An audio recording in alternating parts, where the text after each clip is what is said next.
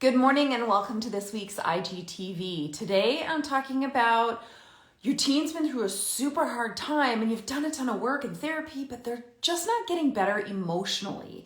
They still seem really low and stuck and kind of on the edge of perhaps relapse with whatever that is.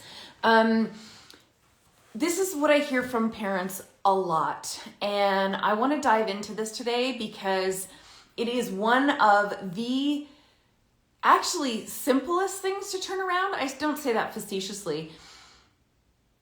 That for some reason, incredible parents are not being taught or shared with all of the resources that they've reached out to. So let's discuss, shall we? My name is Allie Payne. I'm a certified life coach, certified relationship systems coach. I've been helping parents of teens for 16 years, teens, young adults for 16 years to end the painful disconnection, emotional blow-ups, stressful silences, and create a relationship based on a healthy relationship based on trust and respect.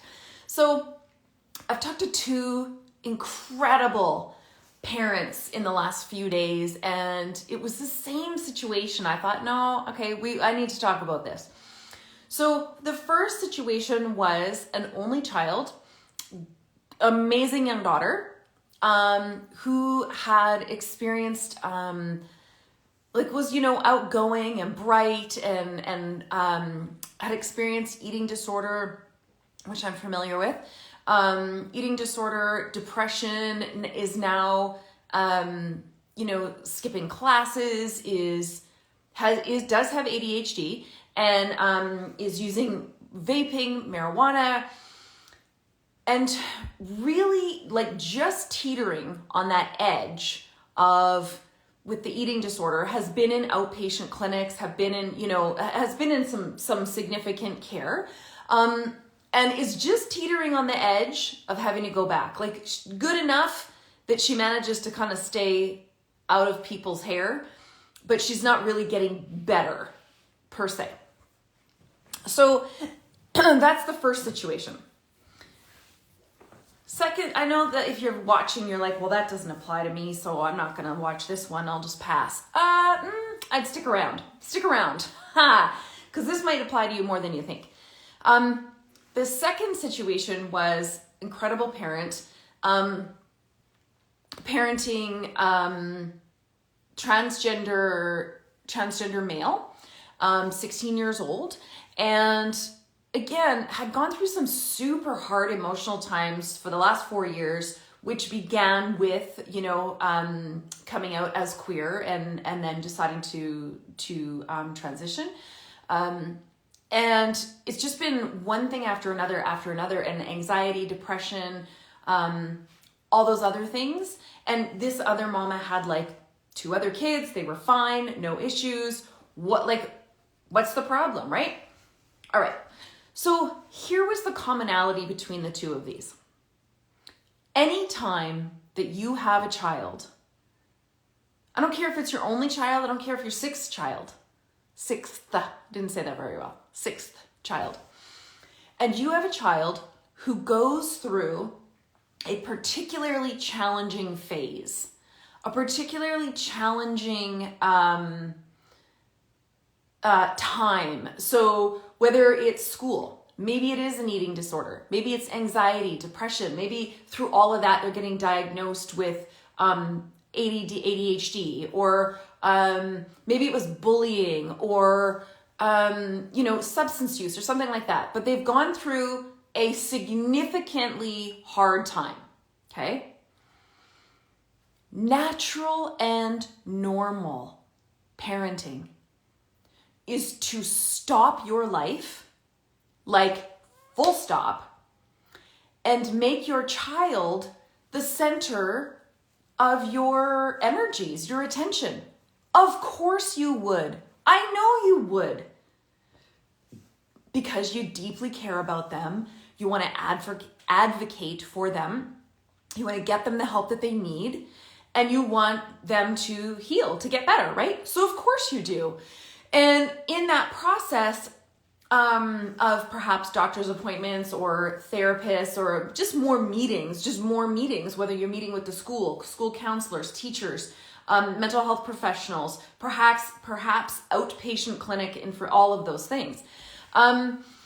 Your teenager's life becomes part of your life.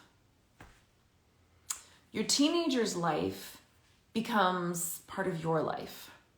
And it happens really kind of insidiously and slowly. And again, all from incredible meaning, well-meaning intention and some necessary stuff. Because when your child is struggling and going down a really scary bad path, whatever that is, you're darn right you need to stand up and advocate for them, because they, in that place, can no longer advocate for themselves, right?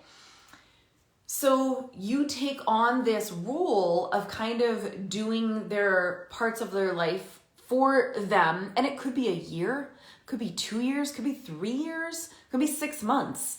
Maybe they were in an accident, but something very challenging. Okay. Here is the kind of the slap side. Like it's like a slap up the face. I think it feels that way, because you've done what you've done because you're an amazing parent. And it was necessary, 100%. And here is the backside, that then these parents are calling me 3 years later, like since the beginning of this, 3 years later, 4 years later. This is very common. I get these calls. They've tried therapy. They've tried family therapy. They've tried, like, nothing else is working. But the teenager's not quite getting better. Like, they're not in dire straits anymore, but they're just not getting better.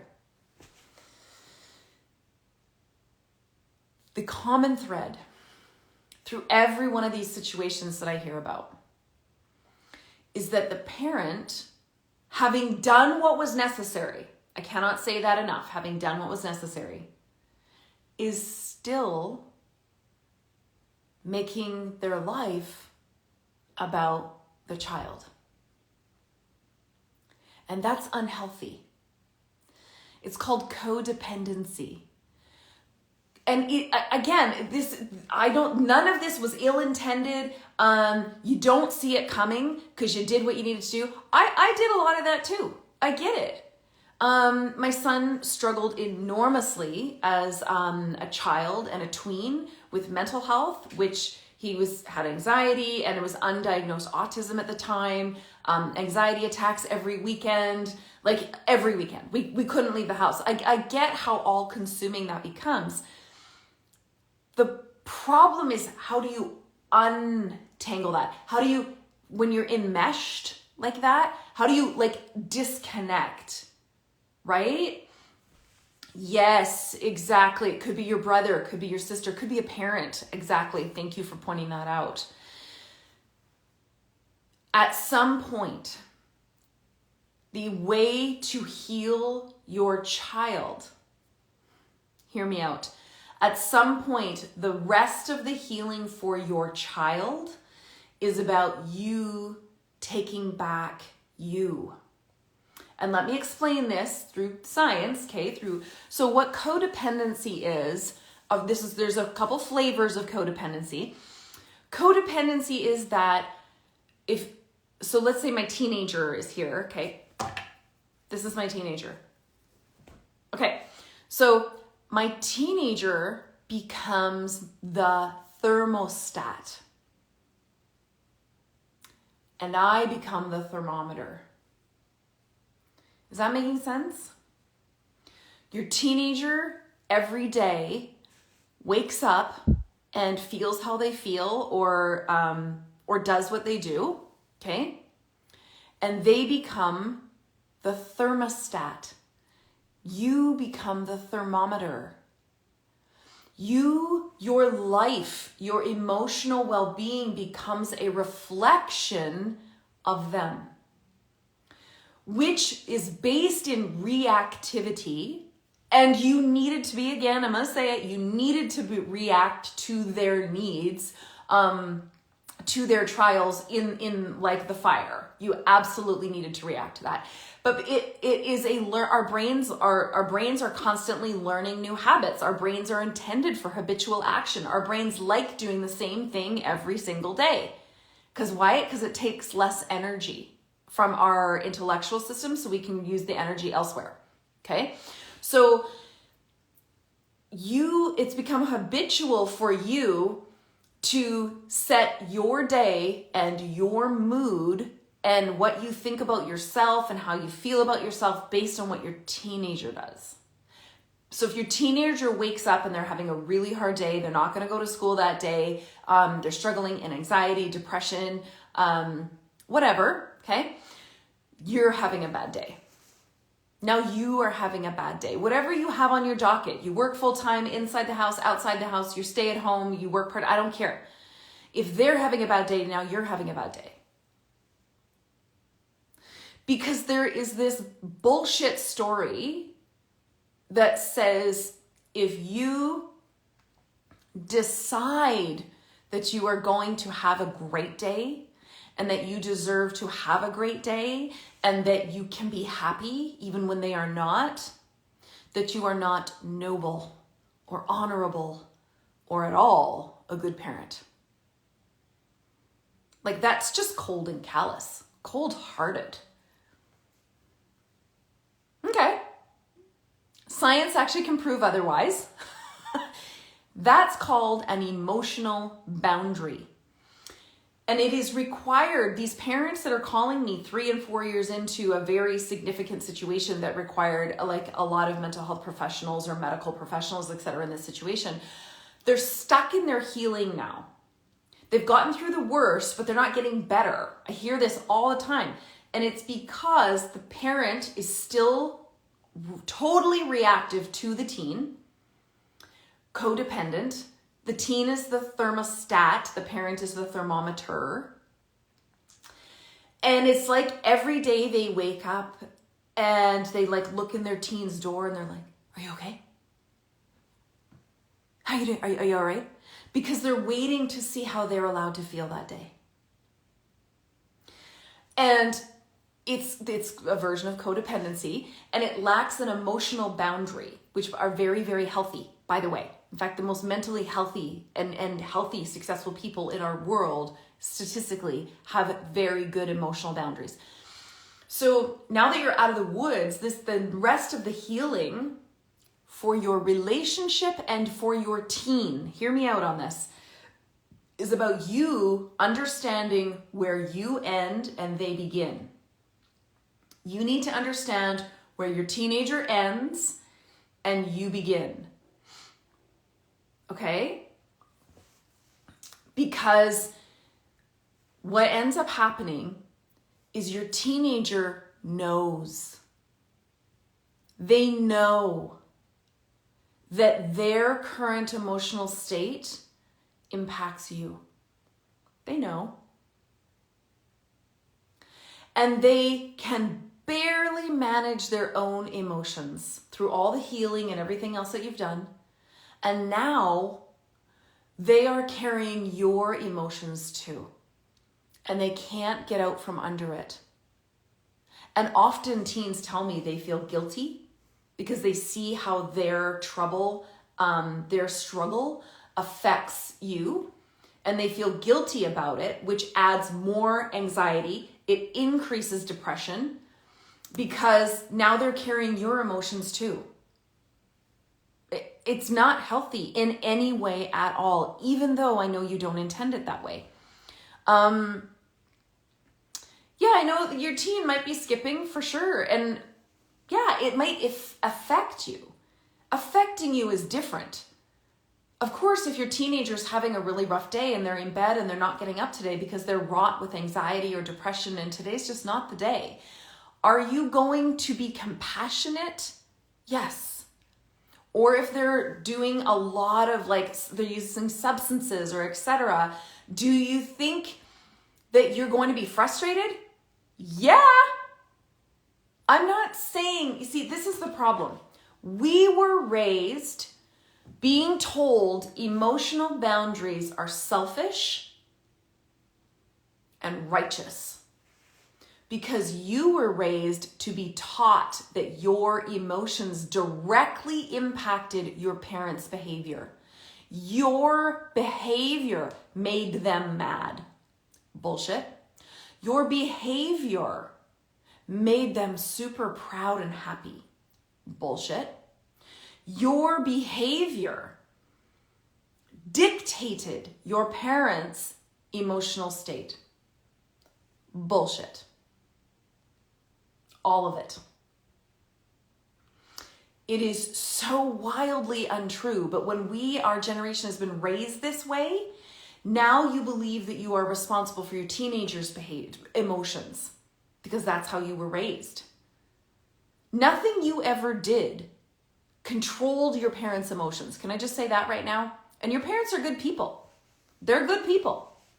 But that's what they were told as well. So how would they know it any differently? This is some of the generational trauma that is leading to some of the highest numbers of codependency in our Gen X, Gen Y generations that is being passed on to the next generation. So when your teenager gets to a certain point and now all of a sudden you're still in the trauma, and it is trauma as a parent, it is trauma. When your child goes through any kind of horrific, really hard situation, it's traumatic. As a parent, it is traumatic, yes. Your brain is still there. Time-wise, you're not still there. They're still struggling, but they're doing okay. They will not and cannot heal when they are holding their own emotions and yours. Every day, they wake up trying to manage their own emotional soup, and they know unconscious, they've got yours on them too, and they can't heal. And it is amplified in situations with only children. It's amplified. They feel the expectations of two parents and trying to please two parents, which, by the way, trying to please is a normal and natural line of thinking, behavior for young children, for teens, because it is psychologically, that's what's required for your safety. So if you don't please your parents, like you could risk like a place to live and food and shelter. It's primal. It's in the limbic brain. Okay.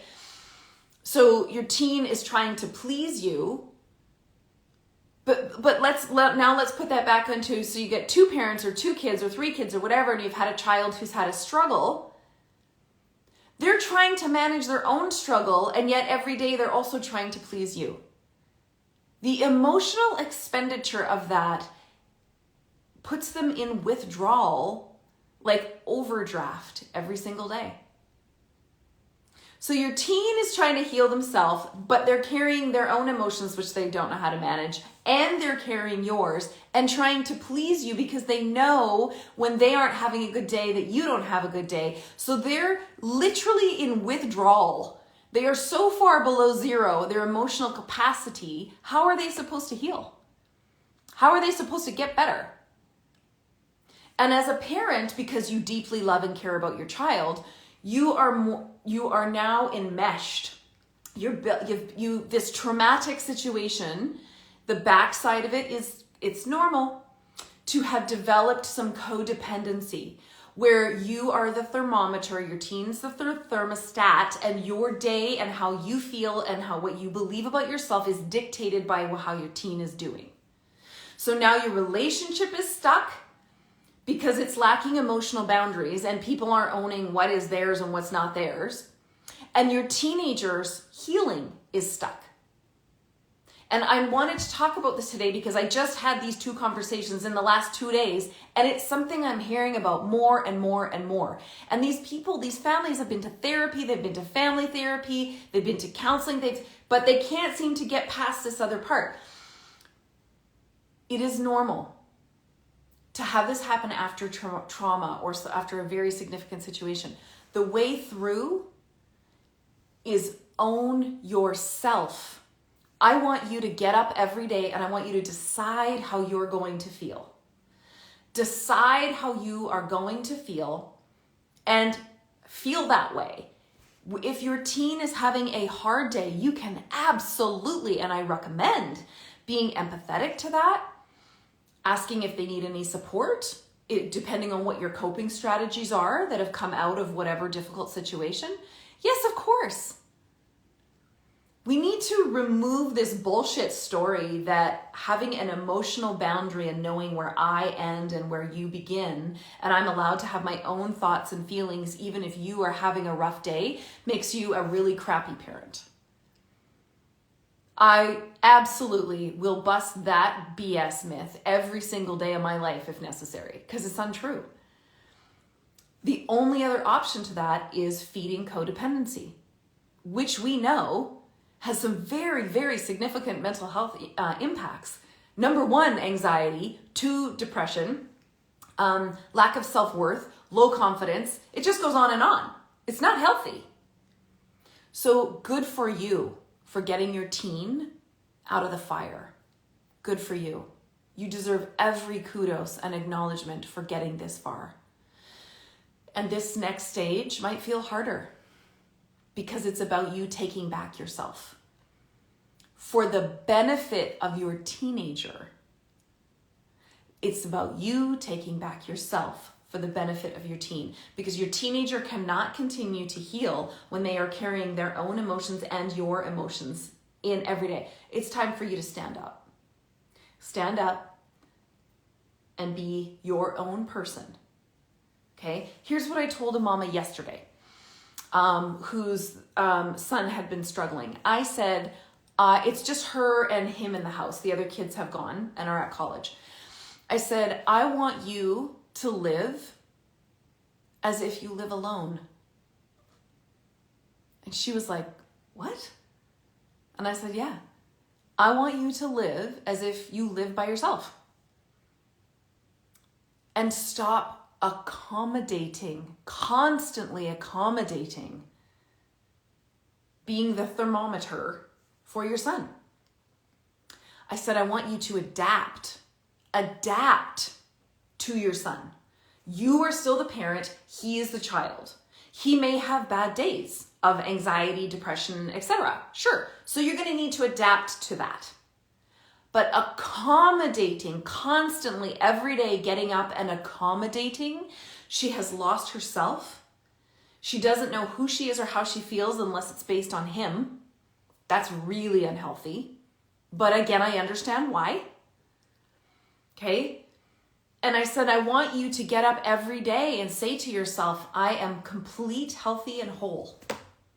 I am complete, healthy, and whole. And be you. Figure out who you is.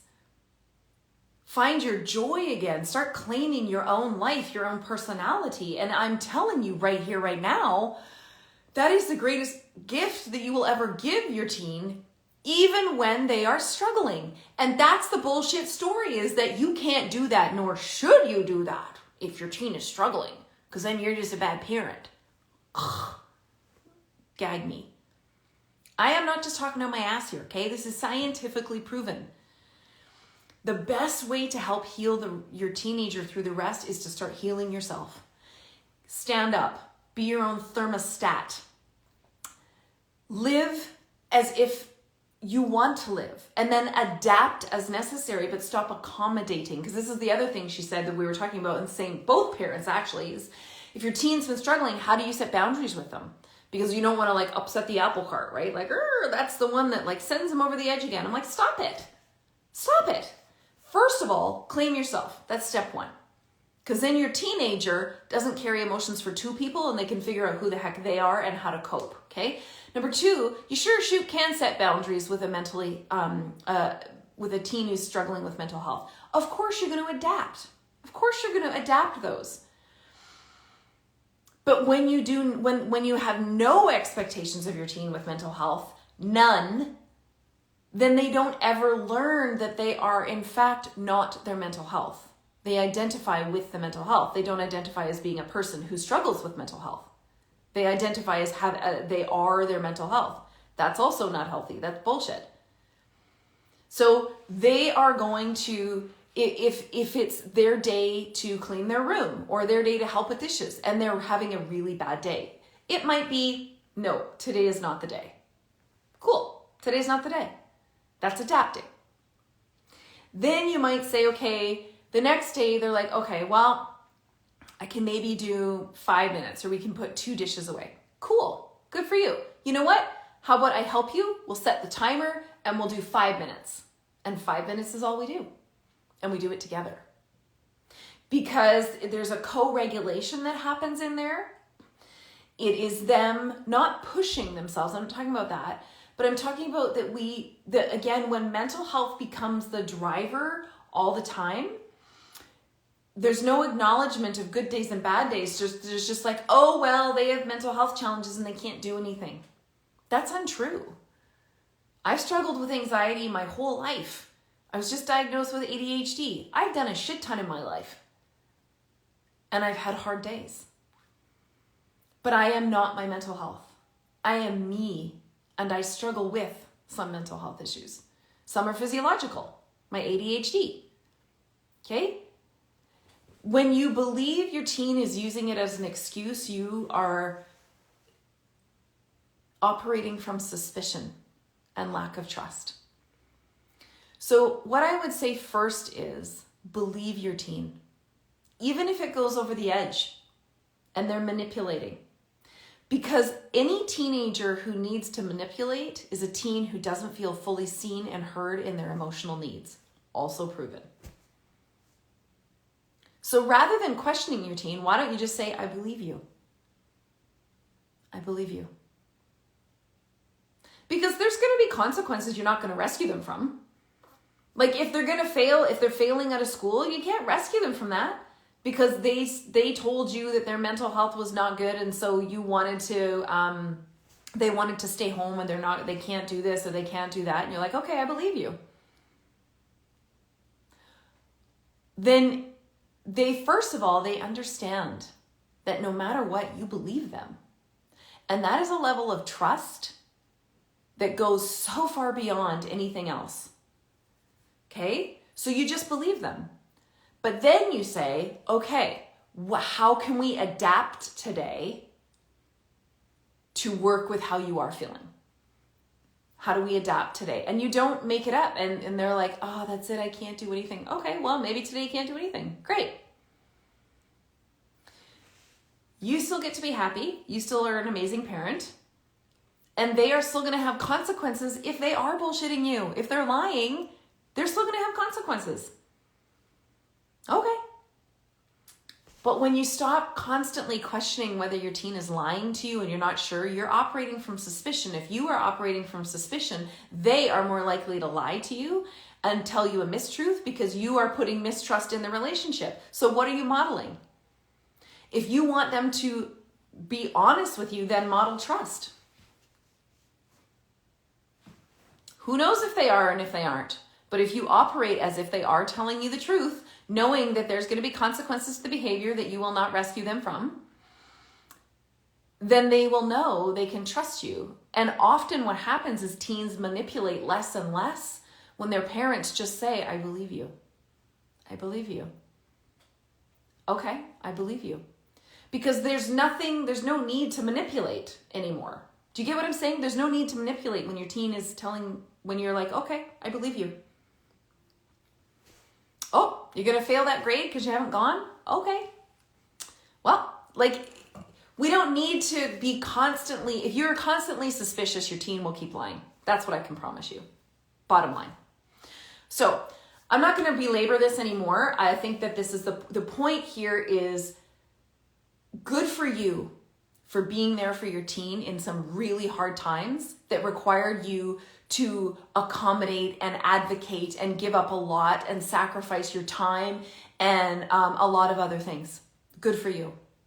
My hat's off to you because it is not easy. It's soul crushing. It is so much harder than most people can possibly imagine, and good for you.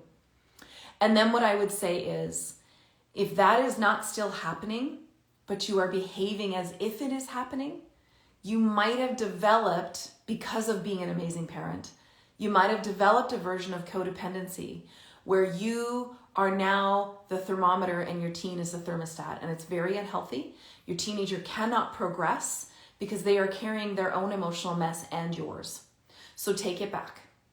It is yours to carry. You need to know where you end and they begin. Okay? They are not responsible for your feelings, and you cannot be responsible for theirs. Okay? And you decide how you want to be every day. I want you to live as if you're living alone. Start actually living. And then, of course, where are the adaptations? Where are you going to adapt, given that you are a parent and they are a child and they need some help, but you are still you. And nobody else can claim that but you. And I have seen this happen, and it is proven when we remove codependency. The person your teen, the person you were in fact trying to help the most, actually ends up being able to stand up because they're not like carrying you too. You can both stand up. And healing is amazing when you stop trying to heal them and you actually take ownership of yourself, take responsibility for yourself back. And knowing what is the point of safety it is a trial and error in some ways. It is baby steps. It is, there is no book. There's no textbook. There is no, you are the expert at your child. I am not. I am the expert at relationships and parenting relationships. I do not know your child. You do. So try it. Just start trying. Because this seems to be the underlying thread of so many parents who are calling me and their child just isn't getting better, and nobody can figure out why. Own you. Take back you. Because it is the only way to truly now finish the healing for yourself and give your teenager the space to stand up and finish their own healing on their own time, because your healing is going to be different from theirs, and your timing, because you have an adult brain that is fully formed and regulated most of the time, is going to be different than the teen brain. So your healing is not comparable to theirs. Your process of taking you back is not their process of giving you back and then starting to figure out who they are. It's not the same. So also zero comparison on how they are doing it relative to how you are doing it, because that will tank it all again, because you're going to feel resentful, disappointed, frustrated, because you're doing better, but they're not. So then you feel guilty again. And so then you go back into the pattern. Do you see where we're going here? No, not for 2023. We're not doing it. All right, I hope this was helpful for you. I do have some articles already on my website about codependency between parents and teens, and I'm going to post this one as well so that I can continue to support you to be the very best version of yourself, which in turn supports your teen to be the very best version of themselves. Thanks everybody for being here. I do also want to say that if you are interested in even beginning to start this, my 5-day challenge, 5 days to a better relationship with your teen, starts on Monday. It is the very last time that I will be running the 5-day challenge in a live format. It will no longer be a live format anymore. So if you want to get in on that, January 16th, Monday is when it starts. If you tap on my name, there's a link in my profile. You can register right there. Or if you go to my website, alipayne.com, there's a pink banner right across the top and you can register for my 5-day challenge that way. I'm not going to get into any more detail about, I think I did a whole bunch describing this. If you're looking for more, you can always message me here on Instagram at alipayne. You will find me on TikTok at alipayne or on YouTube. And again, on my website, alipayne.com. Thanks, everybody. I'll see you next week in the 5-day challenge because I know you're going to be there. Bye.